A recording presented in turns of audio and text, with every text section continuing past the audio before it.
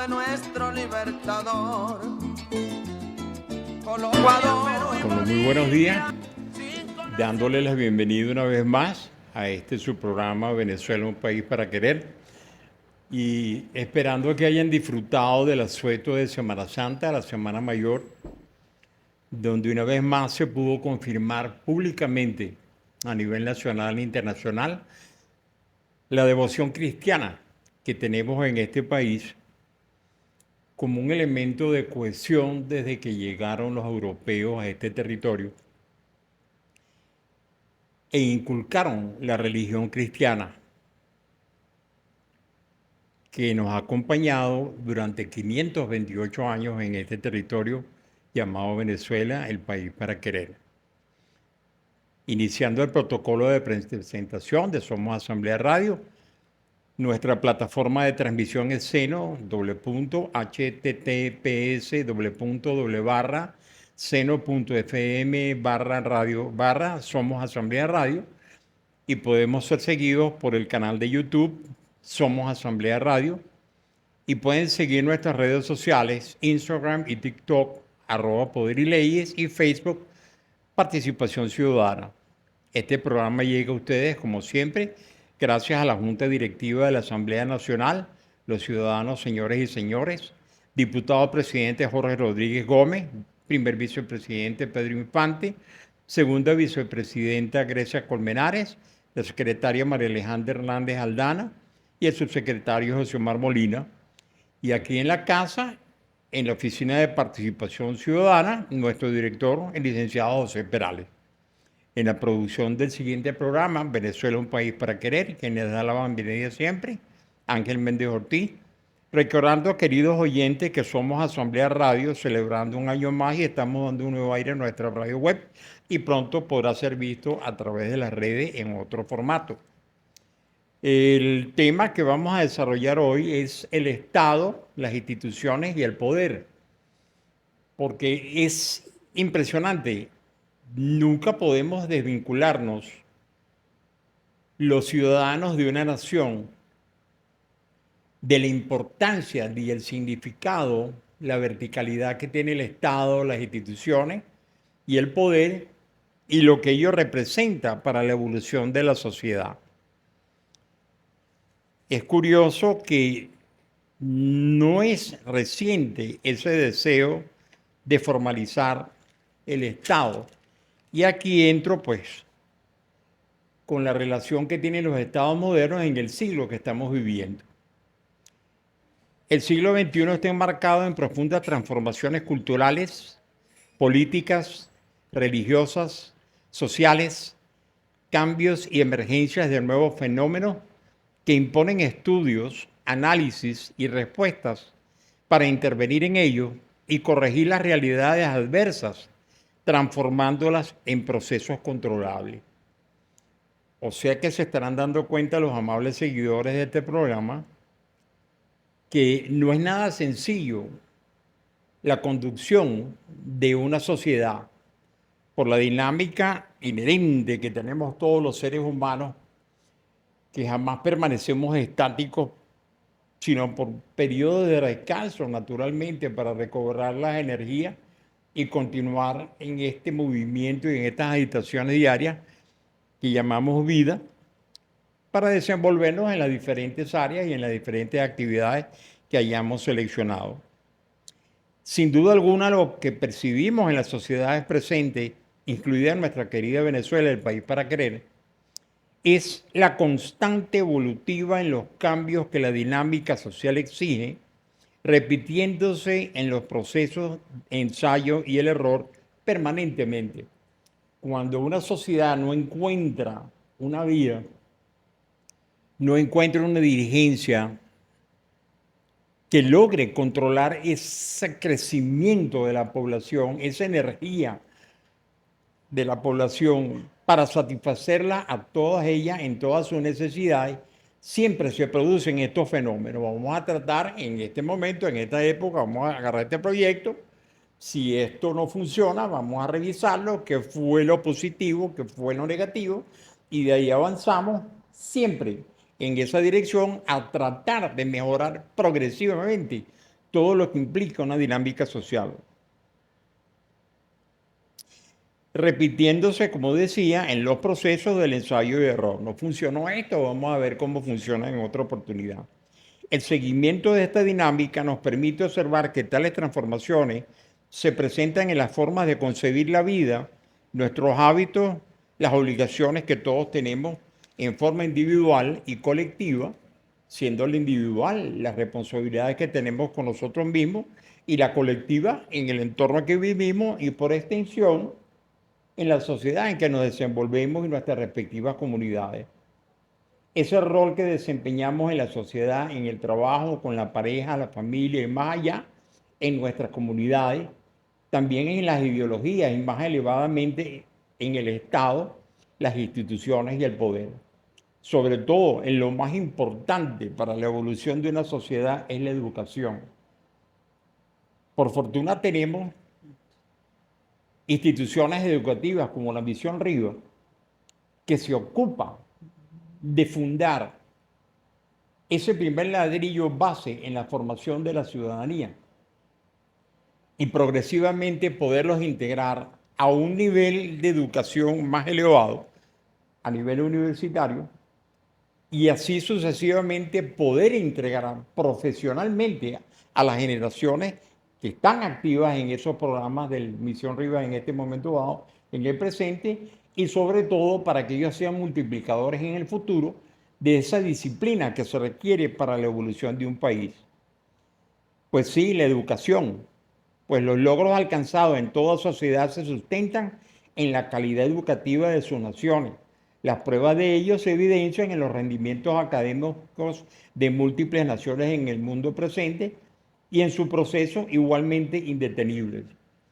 Lo que pasa en el mundo en el presente no solamente pasa en sociedades más antiguas, más recientemente integradas a esa dinámica internacional, sino que pasan en todas las sociedades. Estos no son procesos que pertenecen específicamente a una evolución social de un territorio, de una nación en particular, pues todos se mueven en esa misma dirección. Esa dirección se mueve con la energía de 8.000 millones de habitantes que en el presente tiene el planeta Tierra, los que conformamos la humanidad. Hay que ver el tamaño a eso que significa, ¿no? Y eso, pues naturalmente, suceden las cosas que suceden los conflictos que suceden, porque siempre en esa dinámica de buscar el bienestar personal, el bienestar propio y el bienestar colectivo y el bienestar nacional, siempre va a haber individuos en otros territorios, en otras latitudes, que se van a oponer a ellos. Es una naturaleza innata, forma parte del ser humano, que es el egoísmo del ser humano como tal. Entrando ya en el tema del Estado, las instituciones y el poder, el Estado representa la organización política de una sociedad, o más específicamente, las instituciones del gobierno. El Estado es una forma de asociación humana distinguida de otros grupos sociales por su propósito. ¿Y cuál es este propósito? El establecimiento del orden y la seguridad, sus métodos para alcanzarla, las leyes y su aplicación en su territorio, en el área de su jurisdicción o en los límites geográficos, y finalmente por su soberanía. La soberanía siempre ha residido en el pueblo. Es el pueblo que a través de siglos de una desorganización primitiva que hubo en la evolución de la humanidad en un momento dado, se dieron cuenta aquellos integrantes, por primitivos que fuesen, que alguien en ese grupo destacase en algún tipo de actividad con una capacidad intelectual innata en todos los seres humanos, pero desarrollada en uno más tempranamente que en otro, para empezar a una organización que dirigiese los destinos de esa población primitiva. Estamos hablando de los albores de la humanidad, ni más ni menos. Y es por eso que a través de los siglos se fueron formando las sociedades en una forma muy particular, en una organización jerárquica, donde aquellos que integraban ese grupo social tenían ciertas habilidades específicamente no existentes en otros integrantes de esos grupos, y a cada quien se le iba asignando un rol para desempeñarse en beneficio del grupo en general. Entonces, dicho esto, y más ampliamente, el Estado consiste en el acuerdo de los individuos sobre los medios de resolución de las disputas en forma de leyes, y esto nos obliga a llegar a nosotros a la época antes de Cristo, los conceptos históricos y los precedentes griegos y romanos referentes a las formaciones del Estado, lo que denota que siempre hubo en la humanidad personas destacadas intelectualmente, buscando siempre permanecer, procurar, trabajar por establecer un orden dentro del caos natural que todos los seres humanos hemos tenido desde el principio de la humanidad, y no deja de ser significativo que todavía existan caos en las sociedades modernas, en las sociedades presentes. La historia de los países occidentales a los que Venezuela, el país para querer pertenece, comenzaron en la antigua Grecia. Menciono a Platón y Aristóteles como esos grandes intelectuales que escribieron sobre la polis o ciudad-estado como una forma de asociación ideal en la cual todas las comunidades existentes, religiosas, culturales, políticas y sus necesidades económicas pudieran ser satisfechas. Ahí es donde empieza la necesidad de organizarse para proveer bienestar a la población que ocupaba un territorio en un momento dado y poder satisfacer las necesidades mínimas, básicas, elementales que todo ser humano tiene. De ahí surge el concepto de la ciudad-estado, que se caracterizaba primeramente por su autosuficiencia, y esta era vista por Aristóteles como una forma de desarrollar la moralidad en el carácter humano. Fíjense donde ya empieza a tomar importancia, estamos hablando de 2000 años antes de Cristo, en los años 300 al 300, del 330 al 301, al 302 de la evolución de las sociedades. Y los conceptos de organización ya existían y han sido de gran influencia por estos pensadores, estos intelectuales de esas épocas, llamados Platón y Aristóteles. Una de las figuras más grandes de la humanidad en estos conceptos fue Aristóteles, sin duda alguna. Era un intelectual de la antigüedad clásica que vivió entre los años 384 al 321 a.C.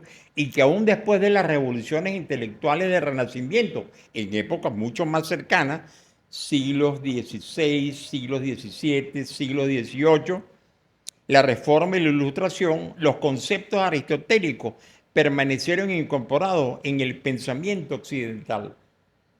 O sea que ya nosotros podemos darnos cuenta de dónde vienen estas organizaciones. Son antiquísimas las necesidades de estas, y los conceptos que ellos desarrollaron en ese momento dado todavía tienen vigencia y validez presente en las sociedades humanas que poblamos en este planeta. Siendo esto así, siguieron en sí mismo las formas consistentes constitucionales, y aparece Rousseau, otro filósofo, inclusive, que fue uno de los formadores intelectuales de nuestro libertador Simón Bolívar. Era un hombre que tuvo la posibilidad de acceder a culturas con los mejores filósofos de su tiempo.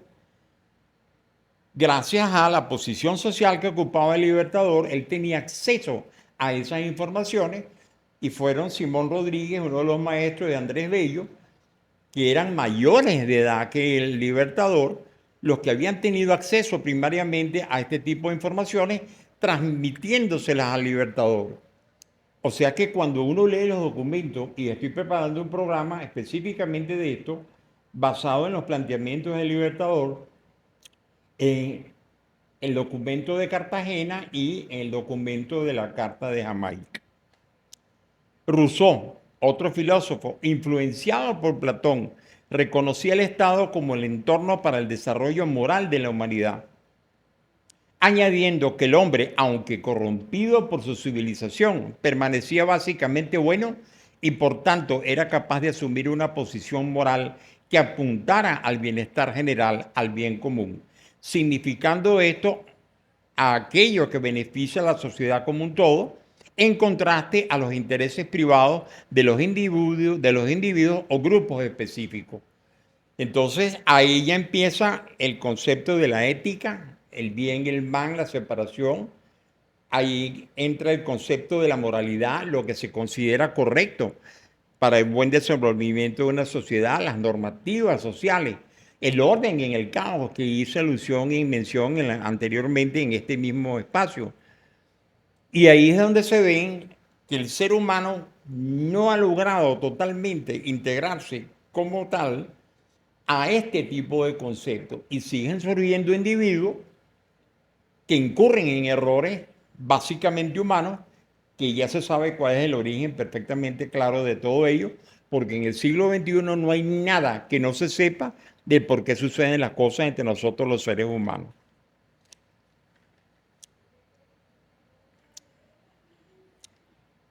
Y cito unas frases que me parecen importantes, traídas de otro filósofo. Cuando los hombres actúan como agentes morales, los conflictos cesan y sus metas coinciden. Esto es de Hegel. Sugiero que busquen en internet las autobiografías de estos filósofos y lean las obras de los mismos en un lugar espléndido que tenemos en Venezuela llamada la Biblioteca Nacional. La libertad no es hacer lo que a uno le gusta, sino la alineación con una voluntad universal hacia el bienestar. Esa es otra frase del mismo Hegel. Y la capacidad del ser humano para la justicia hace posible la democracia y la inclinación del ser humano a la injusticia hace necesaria la coerción. Ahí hay una referencia específicamente en esta última frase de Reinhold Niebuhr, otro de los grandes filósofos en unas épocas, que cuando el ser se descarrila del camino correcto que debe llevar a cabo, es necesario que exista la coerción y eso nos da a nosotros el punto de partida para la creación de las leyes que controlan el buen orden de la sociedad, siempre y cuando las personas las conozcan verdaderamente. Con esto llegamos a la primera parte del programa y el recesito contractual. Gracias por la atención. Y dando continuidad al programa de hoy, en Venezuela un país para querer, sobre el Estado, las instituciones y el poder, las instituciones conforman al Estado. Las instituciones son de carácter permanente y eso se observa en el seguimiento de la misma a través de la historia evolutiva de alguna sociedad en particular. Y Venezuela, el país para querer, no es la excepción. Las instituciones nuestras fueron creadas hace muchísimos años. Pudiera decirse que ya tenemos un par de siglos institucionalmente, aparte de las instituciones que se han ido añadiendo necesariamente por el crecimiento geométrico de la población del país. Digo geométrico comparándolo con el crecimiento económico. El crecimiento económico siempre es matemático y esto lo hablaba Adam Smith en un libro que es una obra mandatoria de lectura para todo ciudadano venezolano, al igual que lo ha sido una obra de lectura mandatoria a nivel universitario llamada La riqueza de las naciones.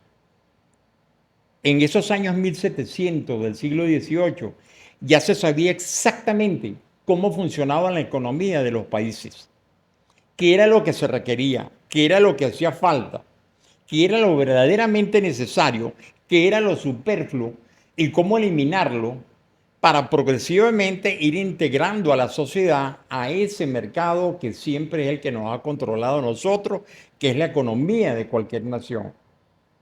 O sea que nihil novum sub sole, como decían los antiguos, no hay nada nuevo bajo el sol. Todo ya se está establecido de una manera Y ese crecimiento matemático de la economía crea un conflicto con el choque del crecimiento geométrico de las sociedades. ¿Por qué? Porque por muy poderoso que sea un Estado en el aspecto económico, por muchas riquezas que el territorio tenga, ellas siempre requieren de un esfuerzo para poder aprovecharlas y de un número específico de personas para trabajarlas y ponerlas a producir para luego, posteriormente, una vez comercializadas, sirvan de un elemento de incremento económico para todos los pobladores en ese espacio, en esa nación. Entonces, el Estado puede proveer un nivel específico de empleos, por decirlo llanamente. El Estado puede tener una burocracia que conforme y pueda integrar a 6 millones, 7 millones, 8 millones, 9 millones de habitantes. Pero cuando nos encontramos con una nación que tiene 30 millones de habitantes, y ahí la matemática se explica por sí sola de los conflictos que se van a producir en un momento dado, si no de manera presente, de manera futura. Es decir, yo puedo hacer esto, pero ustedes tienen que hacer aquello. No puedo cubrir las necesidades de todos los nacionales en un momento dado. Sí puedo crear fuentes de ingresos y así progresivamente van creciendo las sociedades y se van integrando y van saliendo un sector que ya disfrutó de esos beneficios y va a ser sustituido por el impulso que tiene el crecimiento de la nación y de la población en ella, que lo va a ir desplazando. Ya yo disfruté en esta época, durante los años de vida que Dios me ha permitido, lo que pude aprovechar de los beneficios del Estado, en empresas privadas, en empresas del Estado. Ahora le toca a otro grupo integrarse a eso y yo apartarme para darle margen al resto de la sociedad a que disfruten lo que yo pude disfrutar. Entonces, ya entramos en la materia de lo que son las instituciones del Estado y vamos a hablar brevemente acerca del poder. Terminando con la fase de las instituciones, ellas siempre han requerido una cultura instruida de integrantes competentes y verdaderamente motivados al servicio público. Eso es indispensable.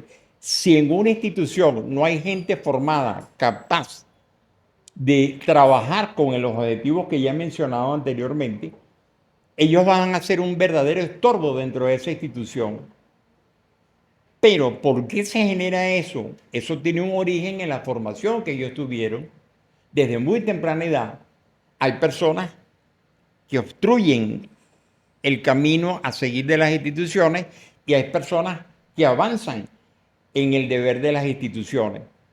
Entonces hay que tener muchísimo cuidado, y esto es una recomendación general para esta nación que adoro, llamada Venezuela, el país para querer, para que las personas que ocupan las direcciones de las instituciones sean muchísimo más celosas a la hora de integrar a individuos para desempeñarse estos cargos y centros de funciones que verdaderamente no se encuentran preparados para ellas, porque las cosas hay que decirlas.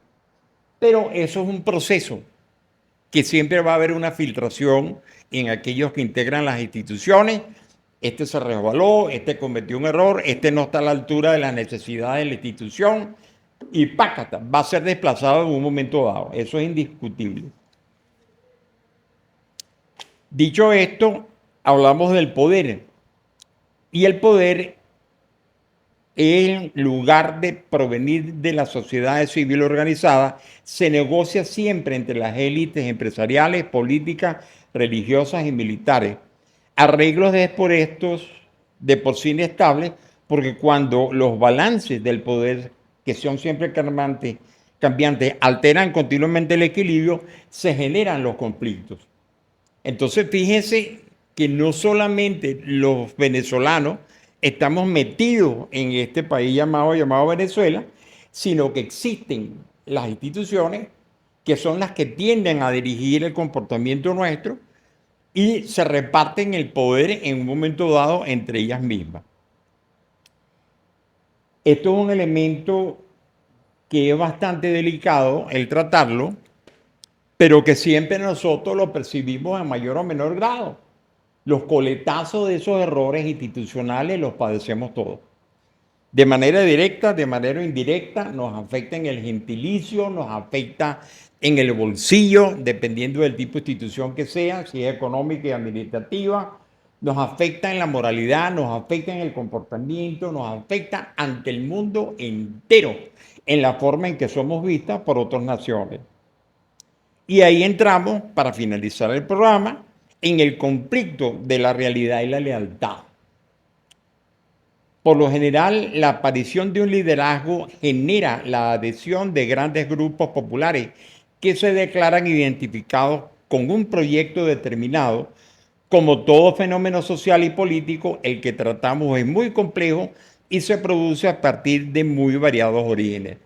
Esta información proviene de la sociología, de la antropología, y hay una lectura que recomiendo altamente para la población venezolana, al igual que ella hizo mención de Las riquezas de las naciones, que es el título del economista Adam Smith del siglo XVIII, los años 1700, para que la gente sepa cómo funciona una economía.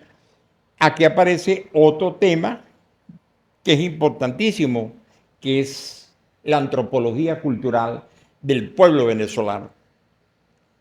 Ahí hay una radiografía en ese estudio de más de 40 años por altas mentes intelectuales formadas en las universidades del país que dedicaron más de 40 años, porque persiste el estudio de estas instituciones acerca del por qué los venezolanos actuamos, nos comportamos, vivimos, existimos, reímos, lloramos, celebramos, sufrimos, etcétera, etcétera.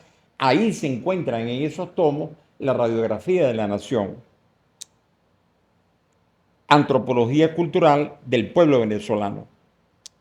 Entonces, siguiendo con esto de los variados orígenes, etcétera, etcétera, y de los conflictos, algunos grupos sociales se unen a un proyecto a quien nos representa porque tienen un pasado común con ellos y al que atribuyen como garante del orden, la seguridad, la honestidad y la eficiencia en el cumplimiento eventual de las funciones públicas.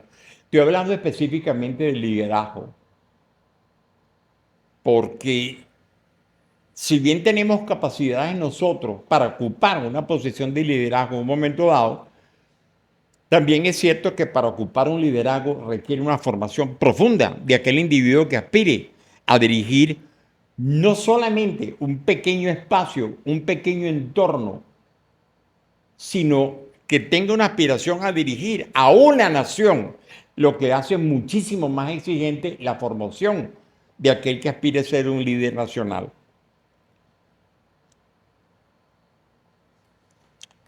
Otros, seducidos por las promesas de atención a los pobres, a los marginados y a los excluidos, y otros especialmente si estaban comprometidos con actividades en sectores populares, vieron en ese líder la posibilidad de un avance en la conquista de justicia social y de derechos humanos, lucha en la que siempre habían implicado su actividad social. Como la gran mayoría de individuos de origen popular, los seguidores del líder en el momento de moda han sido criados en una familia típicamente matricentrada, con una marcada ausencia de padres significativos o apenas conocidos. Entonces, ahí hay un elemento en el comportamiento del líder que está directamente involucrado con esta frase que acabo de incluir en el programa de hoy. ¿Por qué? Porque nosotros los seres humanos nacemos dotados de todo lo que se requiere para tener una vida exitosa. Pero para que eso se lleve a cabo, es imprescindible durante los primeros años de vida del ser humano la presencia positiva de una madre y la presencia positiva de un padre. Yo hago un símil comparativo en lo que estoy dictando cursos en otras instituciones del Estado.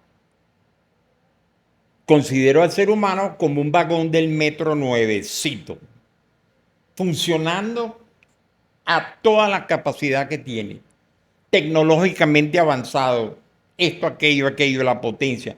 Pero ¿sobre qué se desplaza ese vagón del metro? Evidentemente, quienes han prestado atención haciendo la espera en el metro, en los andenes del metro, se darán cuenta que son dos rieles. ¿Qué sucedería si uno de esos dos rieles no estuviera presente? Simplemente el metro va a ir avanzando, escorado, como se dice en términos náuticos, inclinado hacia un sitio en particular, pero no va a poder marchar equilibradamente durante mucho tiempo.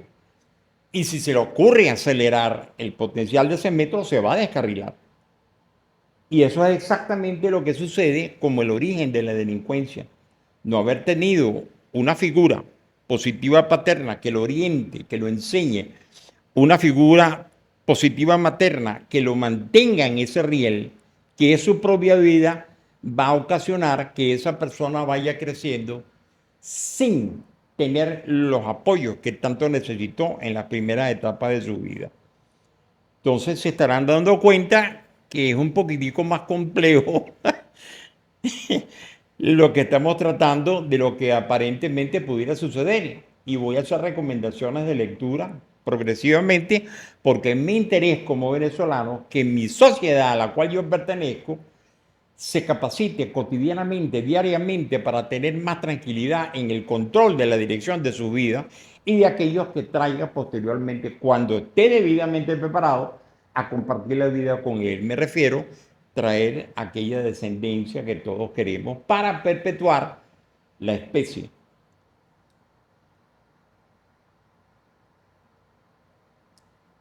Repitiendo, como la gran mayoría de individuos de origen popular, los seguidores del líder en el momento de boda han sido criados en una familia típicamente matricentrada, con una marcada ausencia de padre significativo o apenas conocido.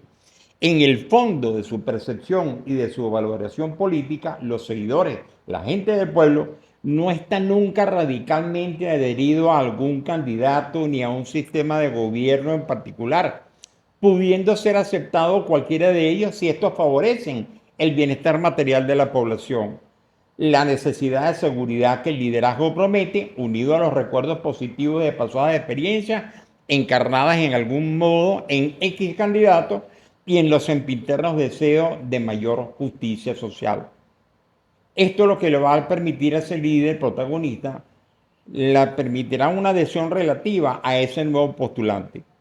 Desafortunadamente, los electores se topan con ciertas prácticas negativas que ya existían y habían presenciado anteriormente, situación que empeora y les crea un conflicto ante el cual, aunque quisieran, no pueden taparse los ojos.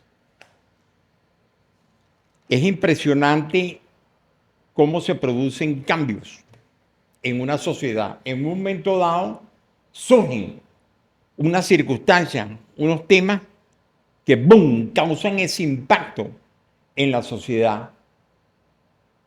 Y es un impacto que lleva a una reflexión profunda de por qué sucedieron ese tipo de cosas. ¿Por qué no pudieron ser evitadas en un momento dado? Ya he dado indicios, ya he dado datos en donde pueden ser encontrados este tipo de conflictos, viéndose algunas cosas como bien y otras como mal, y siendo testigos de todas las situaciones desfavorables para el merecido bienestar de la sociedad y por extensión la del país en general. Así, la otrora adhesión pasa a debilitarse en forma progresiva e irremediablemente. La desviación posterior hacia políticas netamente ideológicas, completamente extrañas a la cultura profunda del mundo de vida popular de alguna población en particular y con consecuencias desastrosas para ellos mismos, pasan al inexorable alejamiento de ese liderazgo, otrora elegido, y de su seguimiento. Entonces es así como evoluciona la sociedad. Ahí se ven las dinámicas sociales que tenemos los seres humanos, donde nos integramos en ese torrente. Caramba, hicimos esta decisión, no nos fue bien, vamos a ver qué pasa. Y eso es continuo y constante, no solamente en la sociedad venezolana, sino en las sociedades a nivel mundial. Si uno tiene tiempo para dedicarse a observar ciertos comportamientos en otras sociedades, se darán cuenta de lo que he compartido con ustedes hoy. Llegando al final del programa y a las conclusiones de los temas que hemos expuesto, las políticas realmente revolucionarias son completamente externas al mundo de vida popular. Las relaciones entre la adscripción a una política en términos de liderazgo, partido, institución y lo afectivo, familiar, siempre resultan conflictivas, dificultando seriamente las relaciones en este aspecto, inclusivamente rompiendo y produciendo alejamiento afectivo y físico, no solamente en las propias familias, sino en la sociedad en general. La ruptura con la tradición, la separación de la familia y un alejamiento a la cultura propia. Con esto quiero decir que hay que tener muchísimo cuidado como venezolano que soy y me preocupo por el bienestar de mi país a la hora de adoptar un tipo de ideología que verdaderamente no nos pertenece. Es algo totalmente extraño a nosotros. Nosotros tenemos suficientes elementos históricos, evolutivos, republicanos, democráticos. Hemos pasado por todo en esta nación de Venezuela para no tener que identificarnos con cosas que no nos corresponden, que no nos pertenecen a nosotros verdaderamente.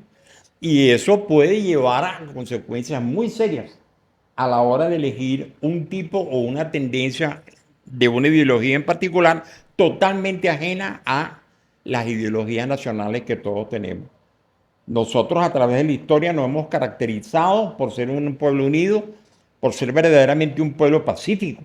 Y esa necesidad que nos transformó en pueblo pacífico es la experiencia de la guerra de la independencia. Una guerra que acabó con la mitad de la población en 14 años de duración de ese conflicto. Y eso nos llevó a ser nosotros a tomar conciencia de que cada vez debemos ser más un país pacífico, más unido, más selectivo, más celoso, más obediente de la Constitución, más respetuoso de las leyes, más conocedor de cómo funcionan las cosas en la sociedad, para tener la existencia agradable, pacífica, adorable en un país tan bello como es Venezuela. Con esto llegamos hacia el final del programa, dando de nuevo el enorme agradecimiento a todos los que están involucrados en la emisión de estos programas. Recordando que somos Asamblea Radio, en nuestra plataforma de transmisión es seno, seno.fm /radio/. Somos Asamblea Radio, canal de YouTube, Somos Asamblea Radio, y pueden seguir nuestras redes sociales a través de Instagram y TikTok, @Poder y Leyes, en Facebook, Participación Ciudadana. Debo recordar que este programa llega a ustedes gracias a la cortesía de la Junta Directiva de la Asamblea Nacional, los ciudadanos y señores respectivamente, diputado presidente Jorge Rodríguez Gómez, primer vicepresidente Pedro Infante, segunda vicepresidente Grecia Colmenares, secretaria María Alejandra Hernández Aldana, subsecretario José Humberto Molina, y en la casa, nuestro director general de la Oficina de Participación Ciudadana, José Perales. Y en la producción de este modesto espacio, Venezuela, un país para querer, quien les habla y les da bienvenida siempre y les agradece la atención prestada a estos programas, Ángel Méndez Ortiz. Recordando, queridos oyentes, que somos Asamblea Radio, celebramos un año más de vida y estamos dando un nuevo aire a nuestra radio web. Pronto lo verán. Con el buen provecho para todos, mi respeto y afecto, y deseando lo mejor siempre, se despide este servidor de ustedes de la Nación, Ángel Méndez Ortiz. Gracias por la atención.